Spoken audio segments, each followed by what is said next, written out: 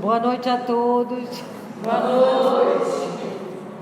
Hoje, 27 de agosto de 2018, estamos estudando a Revista Espírita de 1859, no mês de março, e nós estamos na evocação da senhora Reinaldi, que era uma sonâmbula e já está falecida, desencarnada há 1 ano. Estamos na pergunta de número 13. Pergunta número 13. O uso que o sonâmbulo faz de sua faculdade influi sobre o seu estado de espírito após a morte? Sim, e muito, assim como a boa ou a má utilização de todas as faculdades que Deus nos concedeu. Podeis explicar-nos como tinhas conhecimentos médicos sem haverdes realizado nenhum estudo?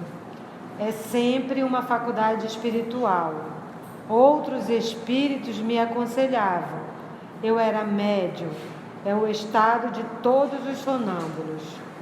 Os medicamentos prescritos por um sonâmbulo são sempre indicados por outros espíritos ou também são dados instintivamente, como ocorre entre os animais que vão procurar a erva que lhes é salutar?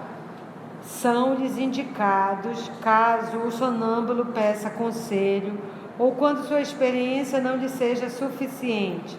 Ele os conhece por suas qualidades. Vocês estão entendendo? Todo mundo entendendo? Vocês sabem o que é o médio sonâmbulo, já ficou claro isso, né? Bora lá. O fluido magnético é o agente da lucidez dos sonâmbulos, como a luz o é para nós? Não, é o agente do sono. O fluido magnético é o agente da visão no estado de espírito? Não. O que é o fluido magnético? Eu queria saber. Livro dos Espíritos 27, responde a 65 e a 427. Fluido magnético, fluido elétrico, Fluido pode chamar o que quiser, tudo a mesma coisa. Deixa eu primeiro na 27. Seria esse fluido que designamos pelo nome de eletricidade, o fluido magnético. Livro dos Espíritos, a 27A. Fluido magnético. Dissemos que ele é suscetível de inúmeras combinações. O que chamais fluido elétrico, fluido magnético, são modificações do fluido universal, que não é, propriamente falando, senão a matéria mais perfeita, mais sutil e que se pode considerar independente. Na questão 65 do Livro dos Espíritos, ele pergunta: o princípio vital reside num dos corpos que conhecemos? Ele tem sua fonte no fluido universal. É o que chamais fluido magnético ou fluido elétrico animalizado. É o intermediário, o laço entre o espírito e a matéria. Agora na 427. Qual a natureza do agente chamado fluido magnético? Fluido vital, eletricidade animalizada, que são modificações do fluido universal. Tá? Não? Não compreenderam? Tudo tem origem nele. A única coisa que não tem origem nele é o espírito. Se a gente entender assim, quando ele pergunta quais são os princípios do universo, o que existe no universo, né? Os princípios do universo. Aí os espíritos diz para ele: espírito, matéria e acima de tudo Deus. Então o que não é espírito é matéria. E o fluido magnético é uma transformação. É o fluido quintessenciado. É matéria, mas já é uma transformação do fluido cósmico. É uma transformação do fluido cósmico. Quando eu penso, por exemplo, o planeta Terra, ele está mergulhado no fluido cósmico, beleza? Mas o planeta Terra dá uma característica a esse fluido cósmico. Quem que dá essa característica? O grupo que está inserido aqui. Então, a vibração do planeta já é a manipulação desse fluido, que é como se fosse assim, olha, é uma água limpa. Os nossos pensamentos contaminam. Entendeste? Porque toda vez que eu penso, por exemplo, dentro da sua casa, a sua casa está mergulhada no fluido cósmico, mas ela está impregnada, a manipulação do pensamento de vocês da casa, isso impregna no ambiente. Falando desse fluido, ele vem assim, olha. que entender isso aqui. Ele começa aqui, ó. Vamos voltar no 15, olha. Os medicamentos prescritos por um sonâmbulo são sempre indicados por outros espíritos ou também são dados instintivamente, como ocorre? Vamos lá.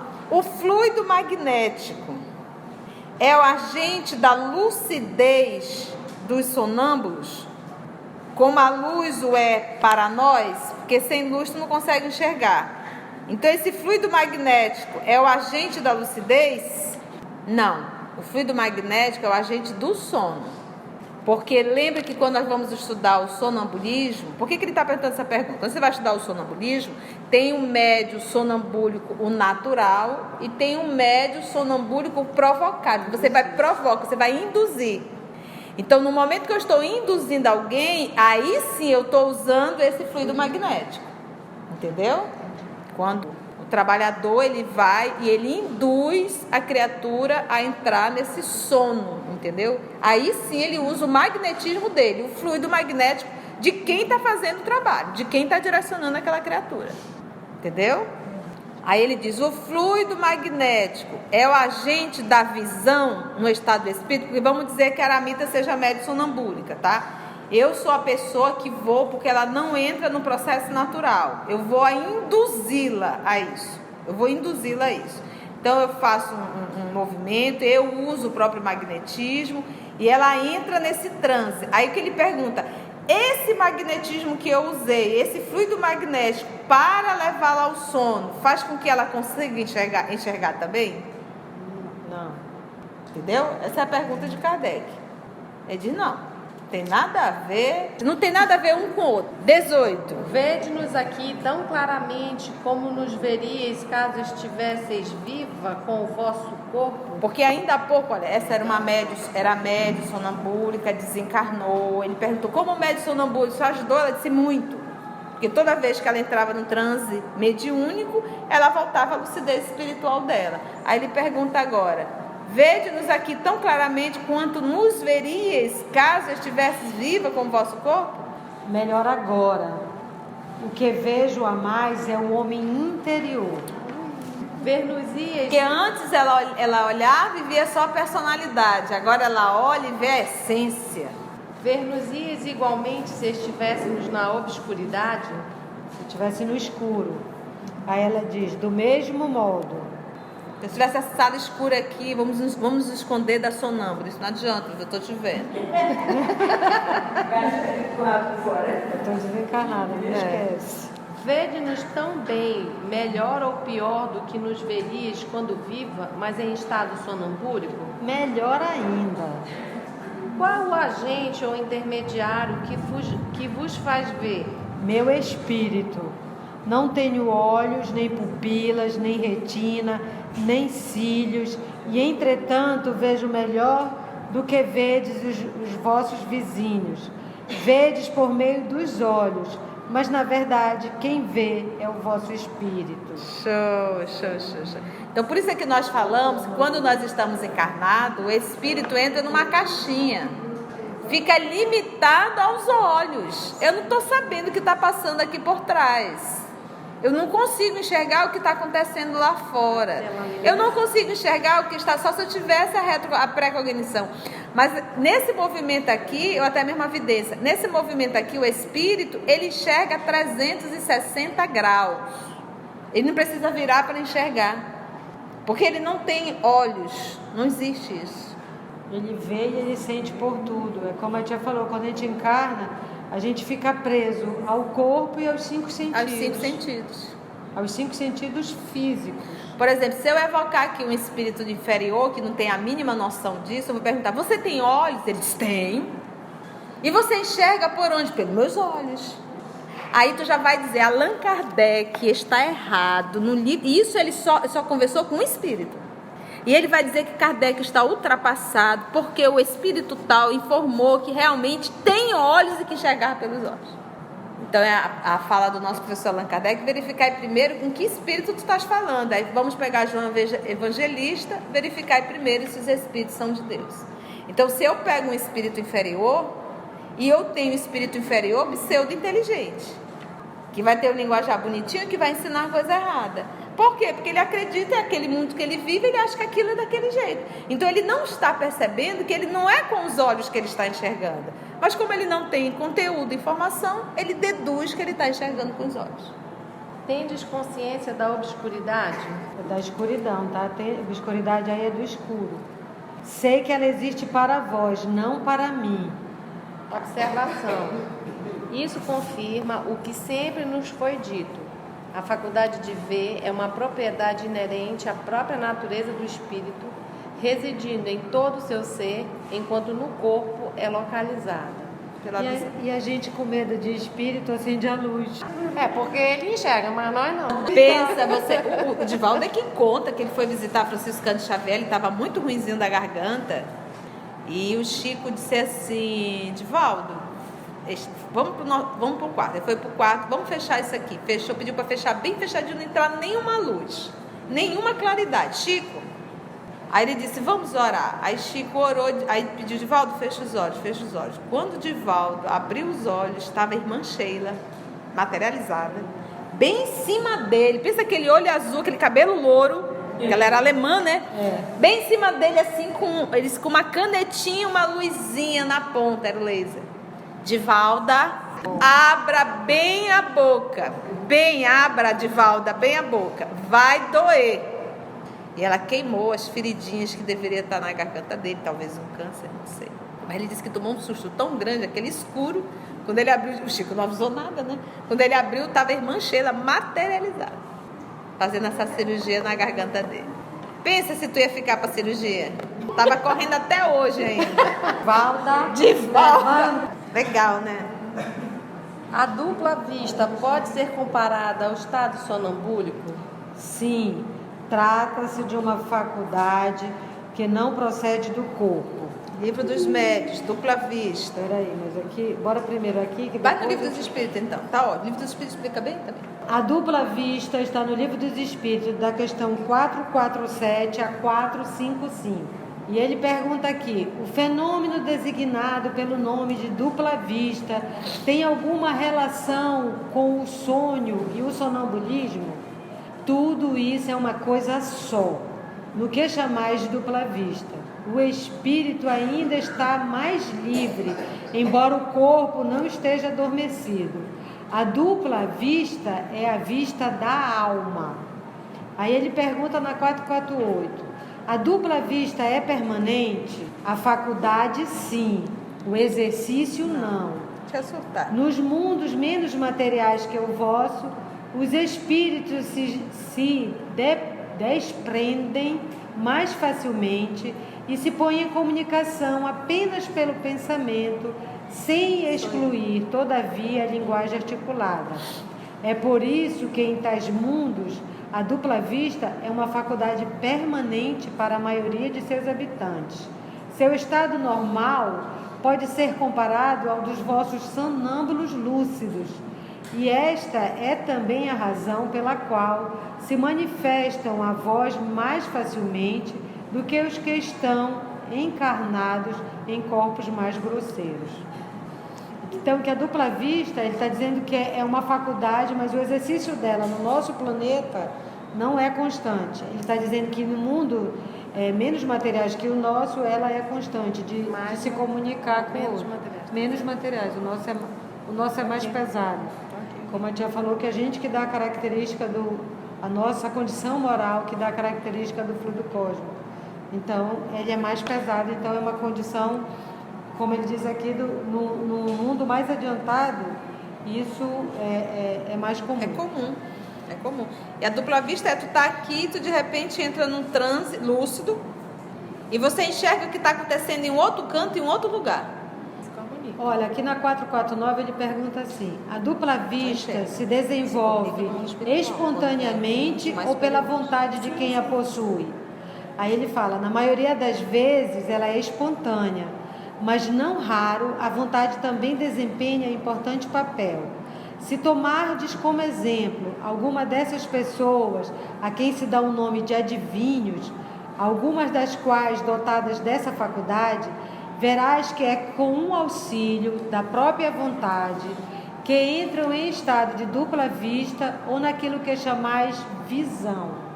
É um quadro, não é um médio vidente. Ela vê um quadro que vai acontecer ou que já aconteceu, entendeu? Que a gente chama pré-cognição ou retrocognição. Ela vê, por isso é chamada de dupla vista, que ela deixa de enxergar com a S e passa para, é uma visão espiritual. Ele passa a enxergar com o espírito. E Kardec chamou esse tipo de faculdade de dupla vista. O médio vidente, de ver os espíritos, dentro da fala do nosso professor Allan Kardec. Esse aqui, ele não vê espíritos, ele vai ver quadros do que aconteceu ou do que vai acontecer, entendeu? E às vezes, alguma coisa até que está acontecendo agora, nesse momento. De repente eu estou aqui contigo e eu olho, vou me lembrar da Sebastiana, né? A Sebastiana saiu da casa dela, coitada, na dúvida se ela tinha desligado ou não o fogo do chá. Aí eu estava dando essa aula de dupla vista, nós estávamos estudando lá na fundação, eu digo, de repente eu estou aqui, aí eu olho para a Sebastiana e digo, Sebastiana, tua casa está pegando fogo. Um dia que ela estava em dúvida se tinha fechado ou não, tadinho, o fogão. Então isso é a dupla vista. Eu estou aqui de repente conversando e me vem um quadro, como ele diz, acontece o quê? Espontâneo. Pode ser provocado, mas quase sempre espontâneo. E me vem um quadro. Eu digo, Cecília, corre que tua casa está pegando fogo. E ele responde aqui, olha, na 452. É verdade que certas circunstâncias desenvolvem a dupla vista, a moléstia, a proximidade do perigo, uma grande comoção, podem desenvolvê-la. Às vezes, o corpo vem a achar-se num estado especial, que permite ao espírito ver o que não podeis ver com os olhos do corpo. Aí o Kardec explica aqui, os tempos de crise e de calamidades, as grandes emoções, todas as causas, enfim, que superexcitam o moral, provocam, às vezes, o desenvolvimento da dupla vista. É como se a providência, diante de um perigo que nos ameace, nos desse um meio de afastá-lo. Todas as seitas e todos os partidos perseguidos nos oferecem inúmeros exemplos desse fato. Por exemplo, quando Jesus foi a Jerusalém, no templo, que ele fez aquela mímica de destruição, que aí o povo começa a pegar o pé da letra e começa a achar que Jesus saiu chutando tudo, Jesus teve um chilique. Ele fez mímicas mostrando o quê? A destruição do templo de Jerusalém.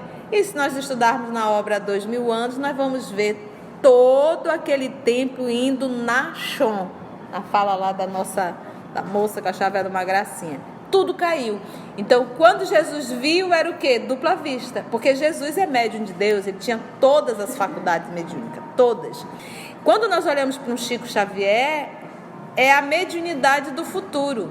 Porque à medida que nós vamos nos espiritualizando, a matéria deixa de ter uma ação maior sobre nós e nós passamos a ter um contato maior com o mundo espiritual.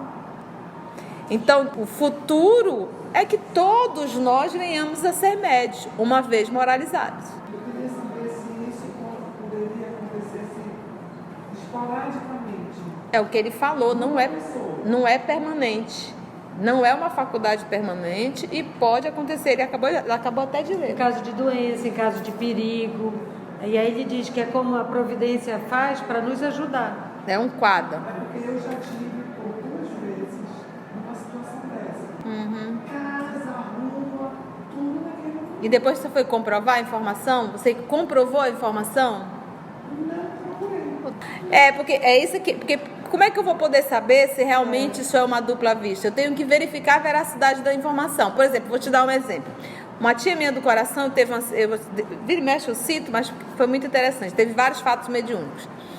Quando ela estava indo a Presidente Figueiredo, o esposo dela já estava na estrada, num sítio, aguardando a chegada dela. Então, naquela hora, ele deitou, estava na rede, deu aquele cochilinho. No caminho, ela sofreu um acidente. Na hora do acidente, ele viu o acidente. Ele viu o acidente dela. Então, ele deu um pulo da rede.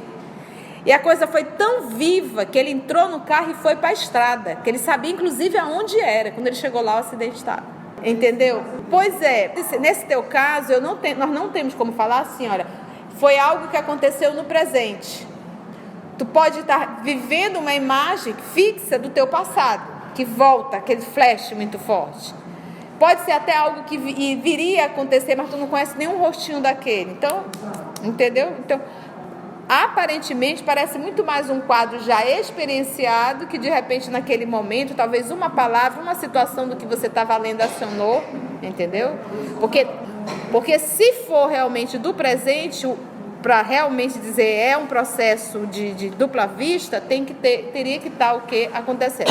Por exemplo, hoje eu acompanhei um palestrante, estava ouvindo, ele trabalhando e ouvindo, e ele levou uma pessoa na regressão, e essa pessoa se viu um dos soldados de Herodes que matava as crianças.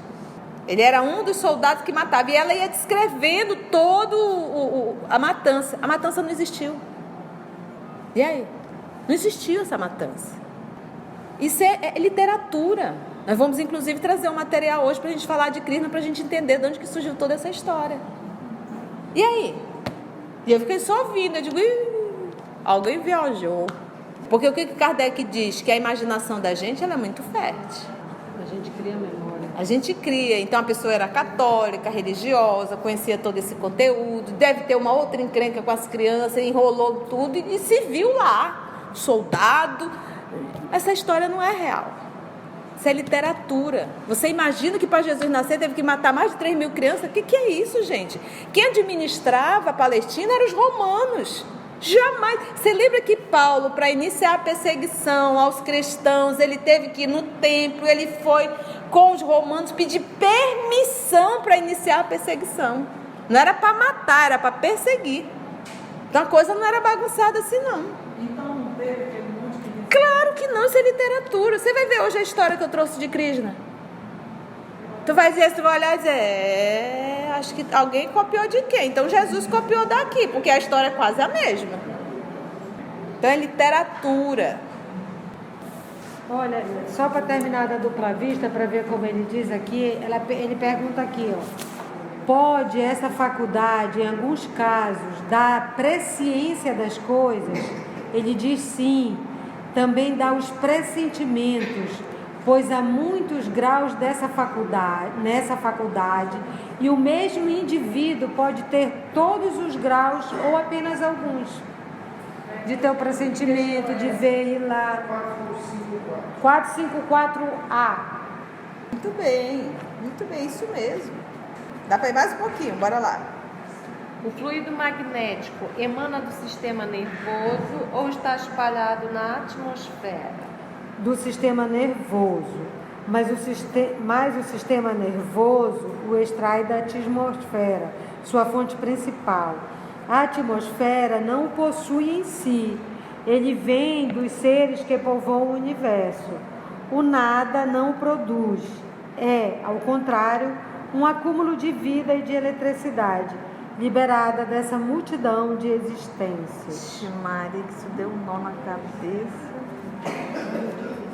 Vou explicar de uma forma bem simples.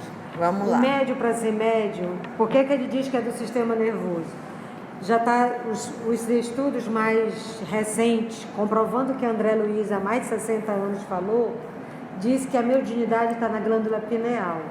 Então, a pessoa, para ser médium, ela tem que ter uma glândula pineal desenvolvida. Predisposição. Todos nós temos glândula pineal, mas o médium aciona e ela funciona melhor no médium. Então, por isso que ela diz que vem do sistema nervoso. Mas o sistema nervoso o extrai da atmosfera sua fonte principal, que são os fluidos para fazer o ectoplasma, a própria matéria em si. Que se usa. E aí ele diz que a atmosfera não possui em si, ele vem dos seres que povoam o universo. Que são quem povoa o universo? O princípio inteligente, que são os espíritos, que somos nós. Então o nada não produz.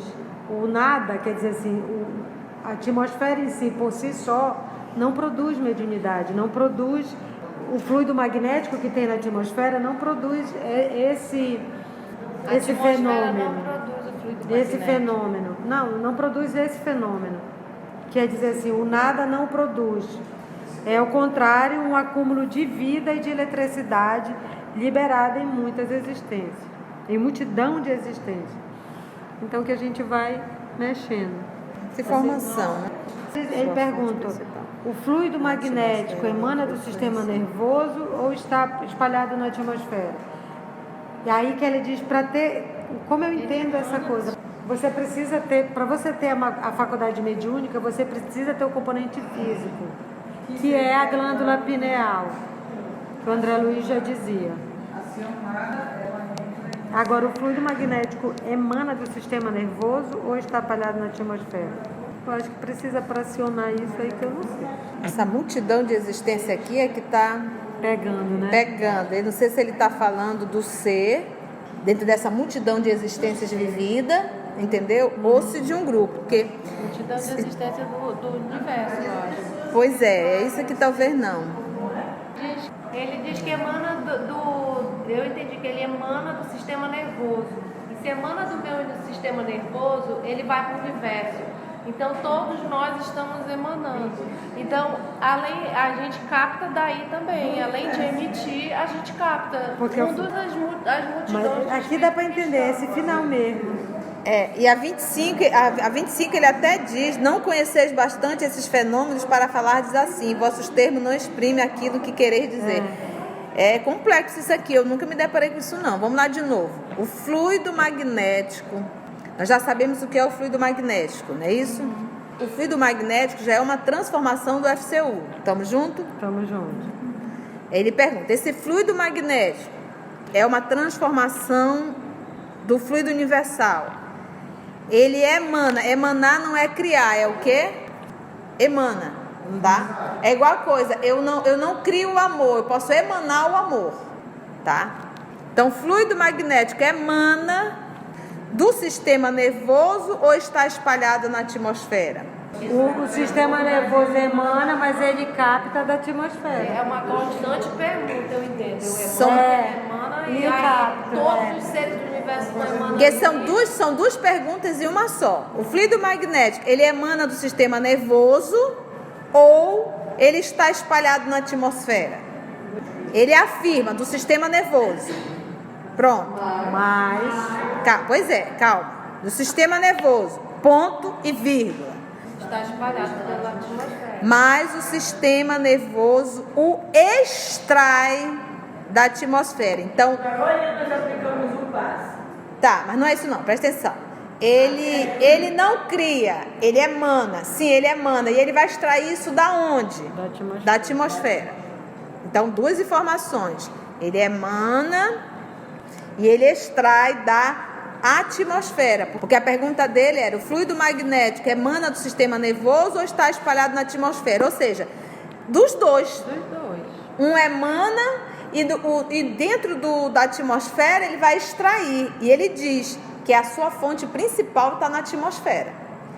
Então, o sistema nervoso, ele não cria, ele emana. E ele retira esse material da onde? Da atmosfera. Mas não é da atmosfera. Calma que eu vou. Não, aí calma. Aí vamos lá. Vamos devagar. Ele tirou da onde? Da atmosfera. Da atmosfera. É igual quando você diz assim, esse aqui é um bolo. Você tirou da onde? Lá do mercadinho. Tá, aí você vai lá no mercadinho, o mercadinho diz, não, mas eu só revendo. Mas não é meu. Mas não é meu. Eu tenho, mas não é meu. Entendeu? Não fui eu que fiz. Eu tenho um fornecedor. Entendeu? Então ele diz, então, duas informações. O sistema nervoso emana. E ele tira da atmosfera. Atmosfera, tá? Que é a sua fonte principal. Aí ele vem, a atmosfera não o possui em si. Ou seja, não é a atmosfera que cria. Vamos devagar, vamos ponto a ponto. Já temos a informação que o sistema nervoso emana, já temos a informação que esse sistema nervoso ele vai extrair isso da atmosfera. Da atmosfera que são as camada de gases que envolve o planeta e é retida pela sua atração gravitacional. Camada do ar que envolve a Terra. Isso daqui, que está aqui, tá? Então vamos lá. A atmosfera não possui em si. Porque não foi ele que fez o bolo não surgiu dele. Ele quem? O fluido vem dos seres que povoam o universo. A nossa atmosfera ela está impregnada de qual vibrações? Das nossas. encarnados e desencarnados. Por isso que os espíritos falam, André Luiz aqui o diga, quando a atmosfera da Terra é densa, pesada, grosseira, escura. Os espíritos, quando querem fazer algum trabalho, às vezes vão para dentro de um mato, um ambiente distante, longe da civilização, porque lá a atmosfera, o material a ser utilizado é menos denso do que o daqui. Por isso que quando a gente sai da cidade, vai para a estrada, a gente já vai sentindo um certo alívio. Entendeu? Ele diz, olha, a atmosfera não o possui em si. Ele vem dos seres que povoam o universo, encarnados e desencarnados. O nada não o produz. É, ao contrário, um acúmulo de vida e de eletricidade, que é energia, tá? Liberada dessa multidão de existência que estão no mundo físico e no mundo espiritual. Essa multidão de nós. É uma pergunta constante, né? Joga lá e tira de lá. E a atmosfera, e é legal que diz assim, que a atmosfera é o nada. E é a gente que constrói esse acúmulo de gases. Sim. Que é FCU, né? Não, a gente modificado. Pensamento. Vou continuar. Entendeu aí? Vai. O fluido nervoso é um fluido próprio ou resultaria da combinação de todos os outros fluidos imponderáveis que penetram nos corpos, tal como o calórico, a luz, a eletricidade? Sim e não. Adoro isso. Não conheceis bastante esses fenômenos para falardes assim. Vossos termos não exprimem aquilo que quereis dizer. Porque a pergunta é longa. O fluido nervoso é um fluido próprio, saindo da própria criatura, ou resultaria já da combinação de todos os outros fluidos, que não se pode pesar, né? Que penetram nos corpos, tal como o fluido calórico, o fluido da luz e o fluido da eletricidade. Ele diz, olha, é e não é. Sim, não. Aí ele dá aquele... Não conhecei bastante esse fenômeno para falar, diz assim, vossos termos não exprimem aquilo que querer dizer. Ele disse, porque, como disse assim, Kardec, eu entendo o teu pensamento, mas as tuas palavras não exprimem o que vai no teu pensamento. Fome dói com eles. Né? Ele pergunta fluido magnético, fluido nervoso. Ele já disse que é tudo a mesma coisa. Mas ele mesmo pergunta. E ele troca o nome, porque fluido magnético é o mesmo. Fluido magnético, fluido nervoso, eletricidade. Ele diz aqui a mesma coisa. Sim e não. Vai dizer sim e não. Não é a mesma coisa. Pode ser e pode não ser. Agradecemos a todos e até o nosso próximo estudo, se Deus assim nos permitir.